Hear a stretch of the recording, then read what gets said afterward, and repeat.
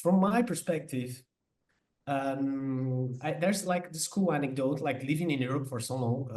I had a chance to study abroad and all, and a lot of times people address me, and Brazilian people address me with questions like, "But how revolutionary can be baile funk with these lyrics? Because these lyrics about sex and booze and partying hard and all." And I'm like, "Have you ever been into a baile funk party? Like, these kids, they're major, in the vast majority, they're black kids, come from favela backgrounds. They don't have access to public equipment that will grant them leisure or amusement as several other people in Brazil have. So there's, for me, per design, this is revolutionary. Like, and I don't want to use that word that much because I think revolutionary is quite being emptied as a word over the past few years and decades. But I think it's quite innovation. Revolutionary. Innovation, like just like with the cultural appropriation, also like there's a lot of words that can be emptied, but it's getting emptied. But I think it's quite revolutionary. Like, and one thing that it stands out to me a lot is that when these kids have a party with a party down sound system, they're also creating their own territory. They're creating a territory where there was none before.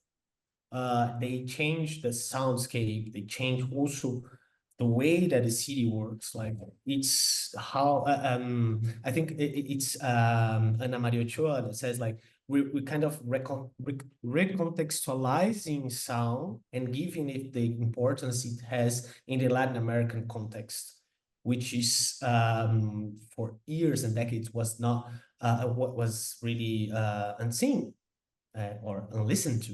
So to me, this is quite remarkable. And I'm not saying here also that favela parties and these territories work as a whole, like they're petrified. No, there are different people from, if you go to a neighborhood, underprivileged neighborhood in Brazil, you see a lot of different social classes in a sort of, it's kind of nuanced. So there are a lot of people that won't enjoy the baile funk party, but even though there's a sense of revolutionizing and territory construction throughout the sound, which is quite striking to me, and it stands out a lot. And to close my input, I think this collides solely with the idea of sanitization and stuff like this, because you're making party where you weren't supposed to do, when you weren't supposed to do, with machines you weren't supposed to do, because paredão is like a sort of puzzle, a bric-a-brac. Like, there was not a JBL paredão, there's not a Panasonic paredão. It's a bunch of things that people realized they could build, just like sound systems throughout all Latin America. So I think this is totally anti-sanitization in a way. Yeah, I had one experience in a party in the countryside of Brazil. It was in a vaquejada. Felipe would know what it is, but it's hard to explain for you what it is. I'm sorry. But it was like, it was there were four sound systems, four paredões in a circle, and each one was playing a different song. And people were dancing in the middle, like just the debris of these different tracks playing at the same time.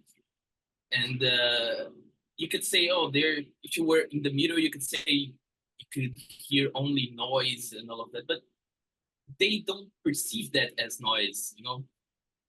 And for me, this is something really interesting, because between a lot of people would say that it's noise, and for them, it's not. So what I'm interested is how they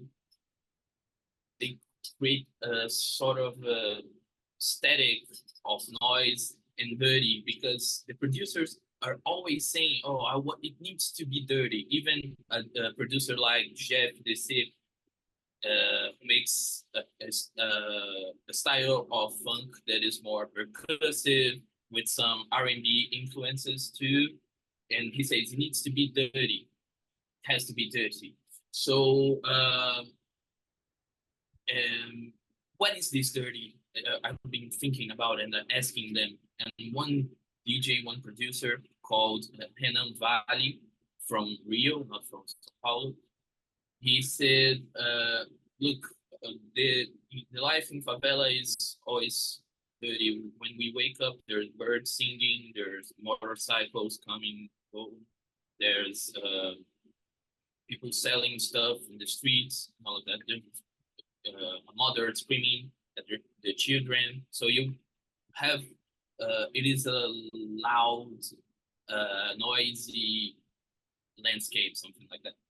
And when the police comes in their guns and trying to get the